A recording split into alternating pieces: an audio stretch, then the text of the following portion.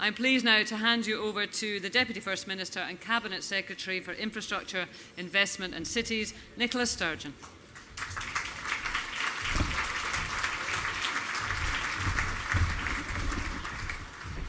Thank you very much indeed, Kay, and a very good afternoon to all of you. I'm feeling rather pleased with myself since I voted for the winning option in the electronic ballot, and like all politicians, I always like being on the right side of a vote.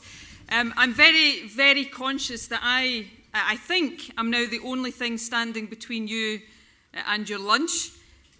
So given that I can sense you might be getting a little bit hungry, I've decided to be charitable and reduce my speech today from an hour and a half to 45 minutes. So I hope that's okay with everybody here. I've heard a couple of references as I came in to the fact that you had a welcoming party today, and indeed when I was on my way through from Glasgow I was getting several messages about the fact that there was a large protest outside of the conference centre. I have no idea what the protest was about, but I was bracing myself to have to run the gauntlet of the protesters, but by the time I got here they had all disappeared, so it must have been you they were here to see, and that's very unusual that the protest disappears before the government minister arrives. So I've decided I'm going to take some of you with me now everywhere I go. Anyway, I'm absolutely delighted to join you all today at this, the 11th Home for Scotland Annual Lunch and Awards. And it's always a great pleasure to be in this impressive venue, which of course welcomes so many people from all around the world to Scotland each and every year. Looking out, it's very clear that this event remains as significant and as popular for the house building industry as it has always been. And the diversity of guests here today certainly underlines the reach and the range of the industry's influence on Scotland's economic life. And alongside the chance you have today to renew old acquaintances, to forge new acquaintances, the awards at the heart of today, of course, offer a chance to celebrate achievement and excellence right across this wonderful industry. Unfortunately, I'm not able to join you for lunch or for the rest of the afternoon. I have to get back to Glasgow for some constituency business today. So at the outset, let me offer my warm congratulations to all of the nominees in contention for an award, and wish all of you the very best of success when the results are announced later on this afternoon. I'm sure that Bill Jimison, who was the chair of the awards judging panel, and his colleagues on the judging panel have had a very difficult job to do. I also want to take the opportunity today to congratulate Jim Preston on his appointment as the new chair of Homes for Scotland, and to congratulate him on an excellent opening address, setting out some very clear challenges to you as members of the organisation, but also to government, which is absolutely right and proper. But I also want to recognise the very important and very significant role that Jim's predecessor, Andy Pearson, has played in promoting the industry's interests over the past year. I can say without a shadow of a doubt that Andy has been a tremendous advocate for this industry. He has done this industry, I think, a great service, and I'm sure that everybody here is very grateful to him for that.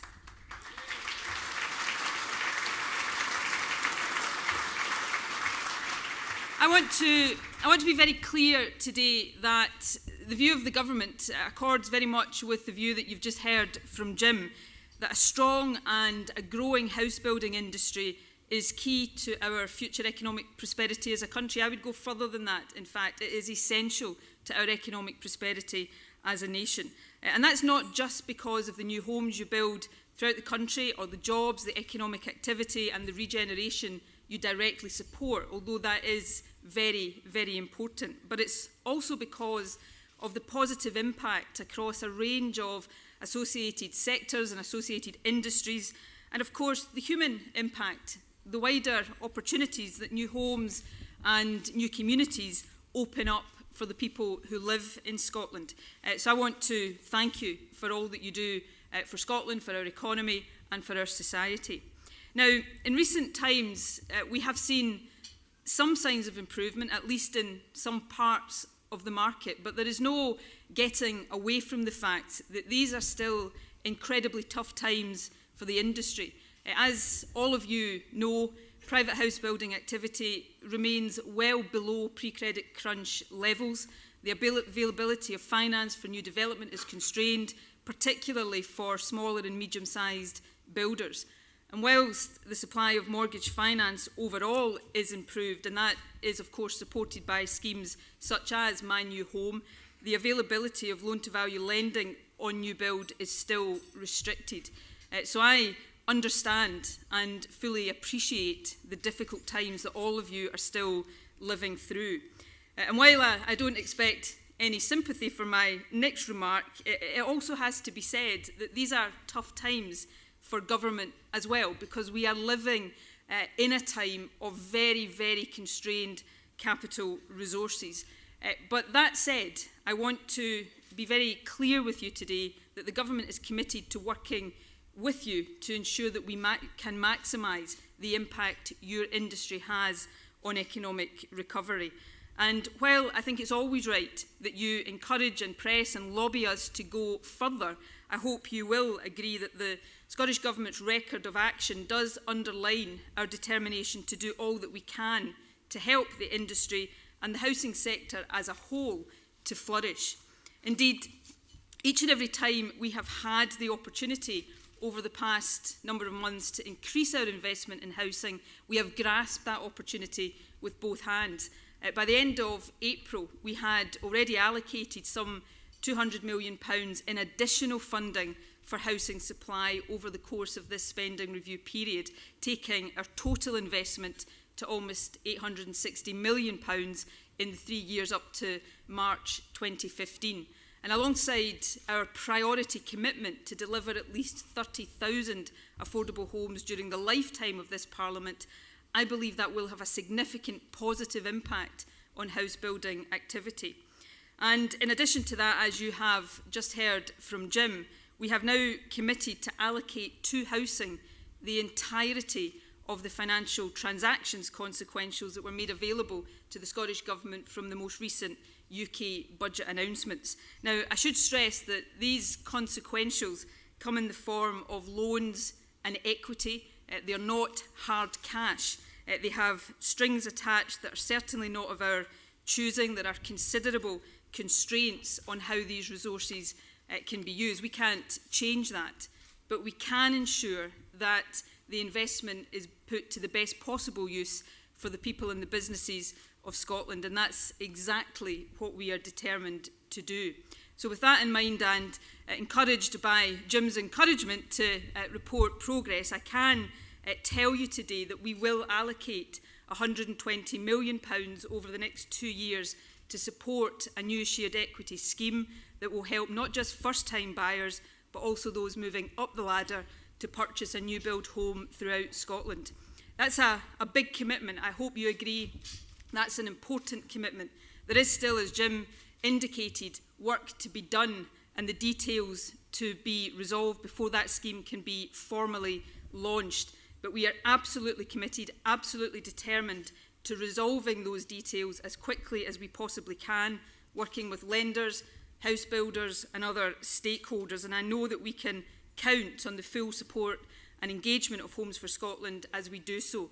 I think we have a fantastic opportunity now to learn the best lessons of schemes elsewhere, but also make sure that we adapt those schemes to suit our circumstances and provide a scheme that, in the words of Jim earlier on, can be that game changer we need to see for the house building industry in Scotland. And I very much look forward to working with Homes for Scotland as we quickly bring this scheme to fruition.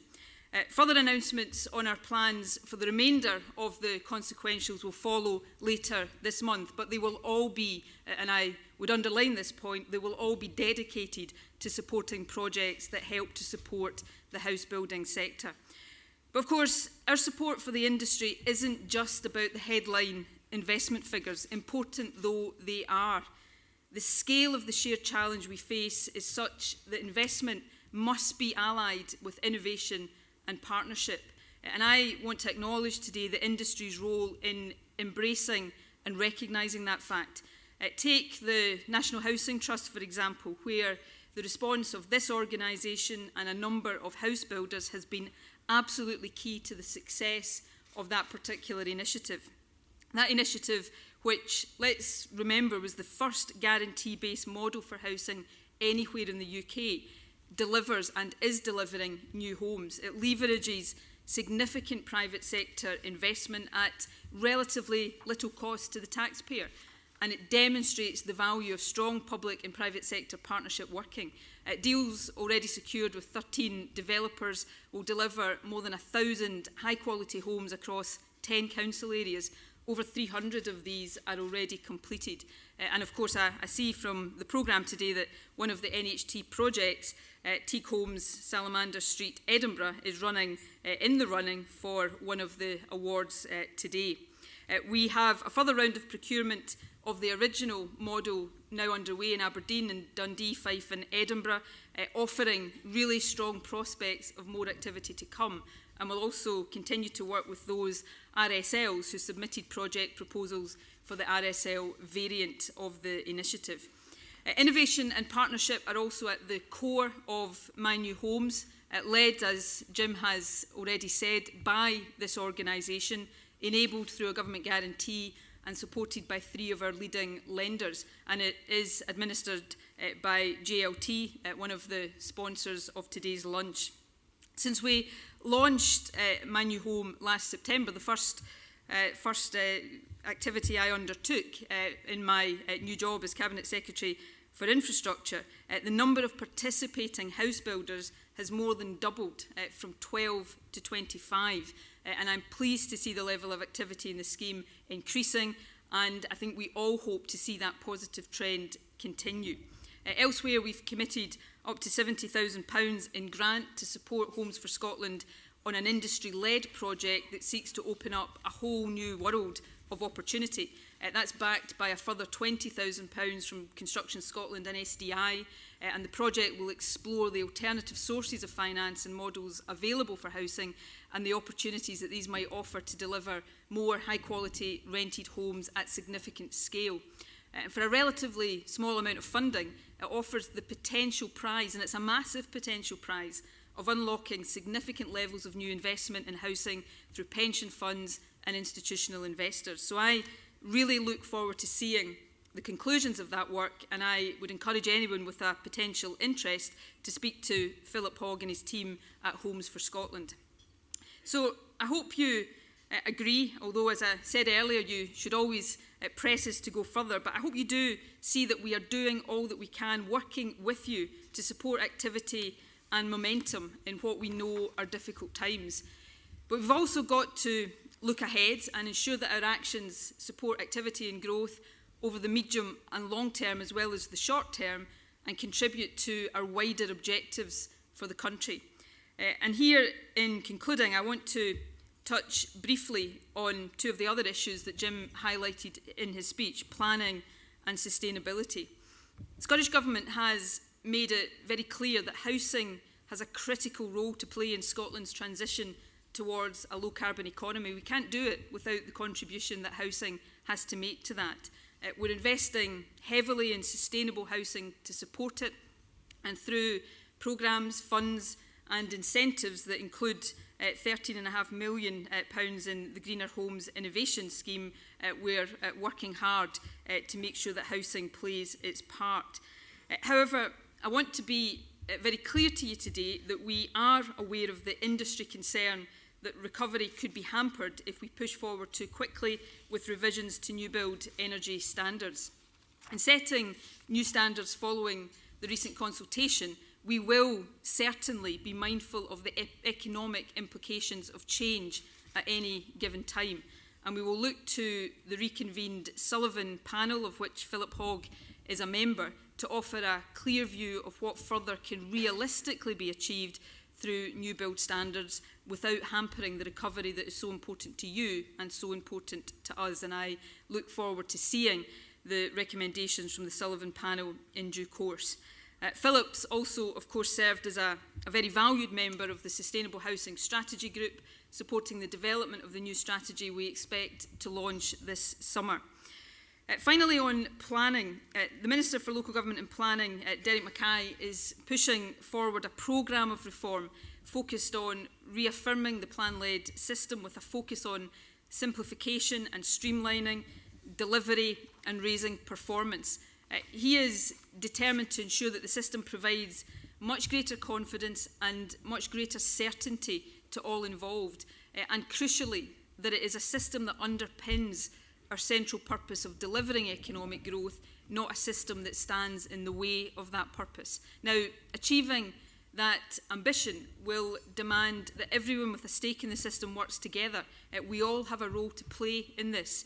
An up-to-date policy framework will be key to it, and we've recently launched consultations on a new draft national planning framework and Scottish planning policy, to be followed shortly by a new policy on architecture. So I would urge everyone to engage in these consultations and to support the placemaking agenda. We do genuinely really want to hear your views on these issues, but more importantly, we want to work with you to make sure that what we want for the planning system becomes the reality that you experience in your day-to-day working lives. So just to conclude, I hope you enjoy your lunch. I'm sure you'll enjoy your lunch. I'm sorry I'm not getting to have any with you. I'm sure you will enjoy the rest of what will be an entertaining, engaging, and for some, an award-winning day.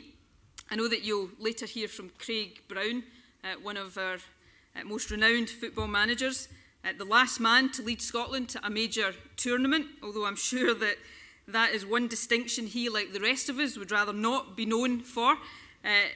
It's not, unfortunately, not in my gift to promise that our national team will be able to recapture its former glories in the years ahead, although we do remain optimistic. But one thing that I can guarantee you, one thing that I can and want to assure you of today, is that I and my colleagues in government will continue to do all that we can to help house building in Scotland to recover, to thrive, and to make the maximum possible contribution towards what are shared ambitions for a more prosperous, economically prosperous future for Scotland. So thank you for all that you do.